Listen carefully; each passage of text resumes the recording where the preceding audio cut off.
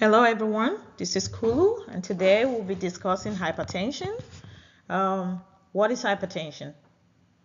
Any personal experiences? Any family members dealing with hypertension you want to share? All right.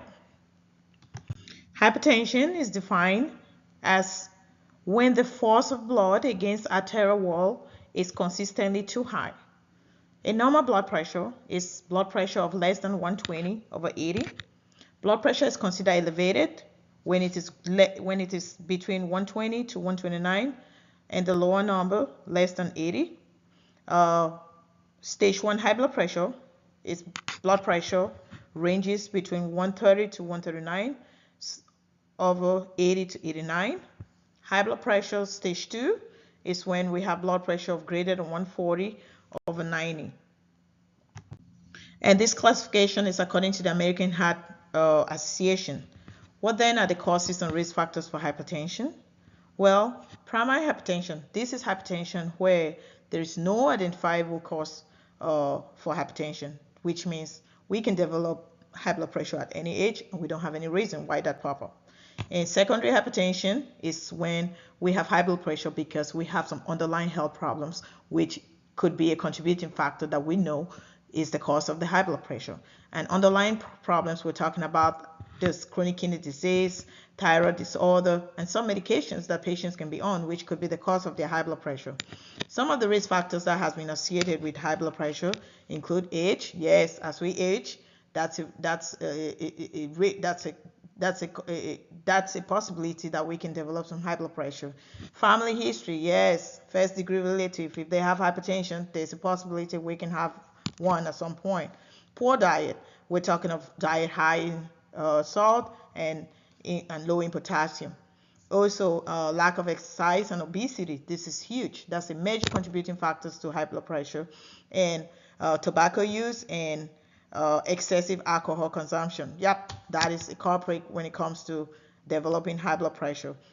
Stress and chronic conditions, which we mentioned some above: chronic kidney disease, diabetes, sleep apnea. Those are some of the conditions that has been associated with high blood pressure. While some complications or symptoms that a patient can experience when they have high blood pressure, there is none most of the time. High blood pressure has been labeled as the silent killer. That is for a reason.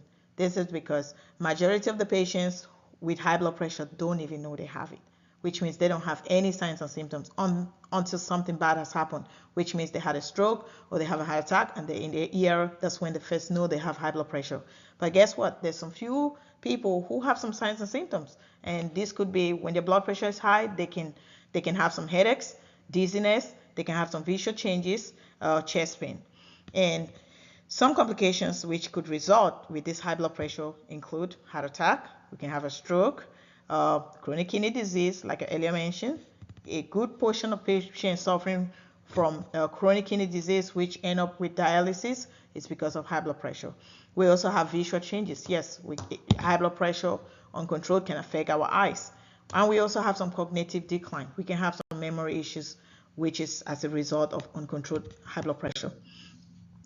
How do we diagnose and monitor blood pressure?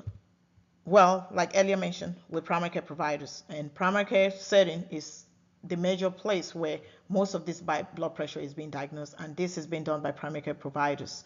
So how do we then manage diagnose it?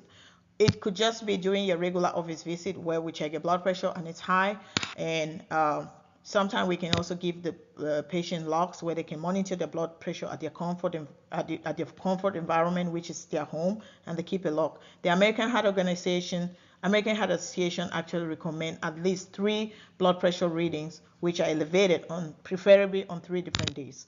And what do we really mean by these numbers? We have the upper number that we earlier mentioned above. The upper number is the systolic blood pressure, which is the force when the heart beats.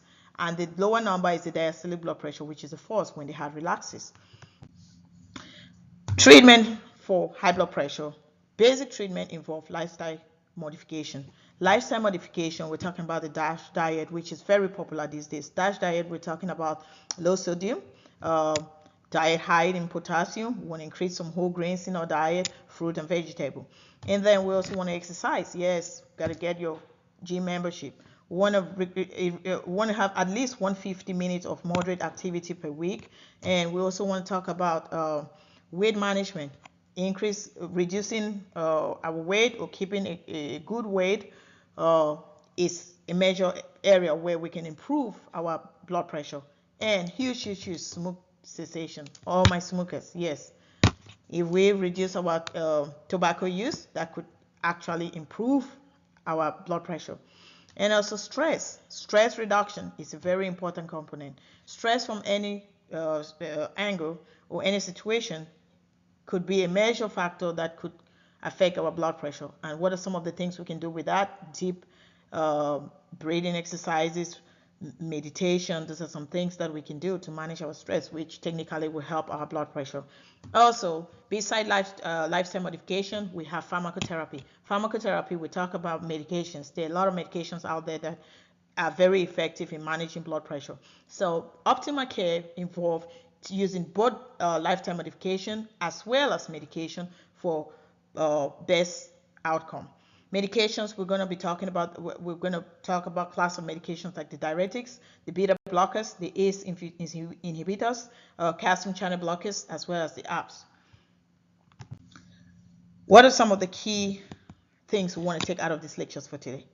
Well, hypertension is common, and often it's silent, but it can lead to severe complications.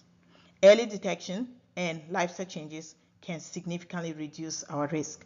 Medication and regular monitoring of blood pressure can help with effective management.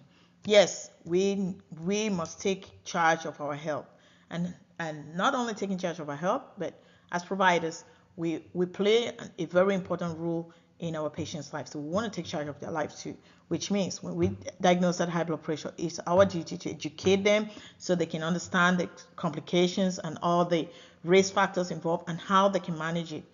And I will not stop by not sharing this important experience. I had an uncle in his 60s, educated, master's degree, an accountant. He was diagnosed with high blood pressure. Guess what? He was diagnosed with high blood pressure medication. He didn't take any, had them stored in his drawer. 2 years along the line, he had a massive stroke. Today, he's wheelchair bound, paralyzed right side, and we take turns as family to take care of him. He cannot do any of his activity of daily living, but this is something that could be avoided. So see you on our next lecture. Thank you.